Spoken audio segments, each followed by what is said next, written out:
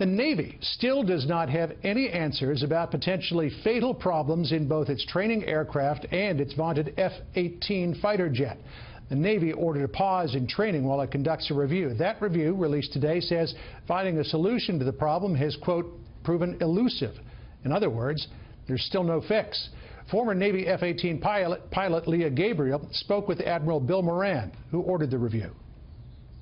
Pilots told me that they were more concerned about a failure in their basic life support system that we're talking about killing them than they are concerned about being shot down by enemy fire. What do you make of those suggestions? Well, I think it's important for all of us in leadership positions to understand when we hear those sorts of things, there's a cry for, hey, are you listening to me?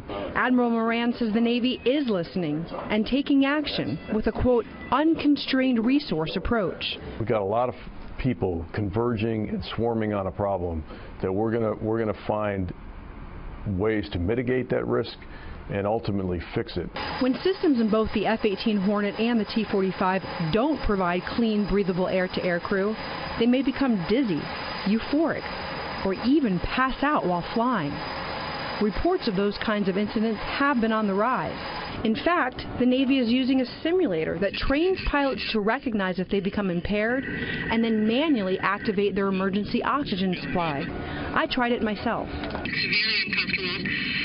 Tried to concentrate. It was a little bit dizzy, and then very quick onset. It felt like a sudden head rush that wouldn't relent. To address the issues, the Navy has already been increasing system inspections and improving maintenance. And based on the 65-page review, it plans to establish a dedicated organization to lead the efforts while continuing to investigate what's causing the problems and redesigning some key systems. But Admiral Moran says finding a clear fix won't be easy. An elusive solution here is just a reflection of how complex the system is by itself. So it's not a simple system. It's not one single thing. It could be a combination or a series of things that cause the problem. The pilots I spoke to are brave. Are they taking risks that they should not have to take?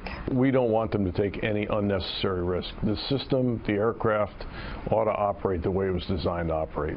And it's up to us to figure out how to get that airplane back to that level of performance. In the case of a system failure, pilots have to manually activate emergency oxygen even if they're impaired.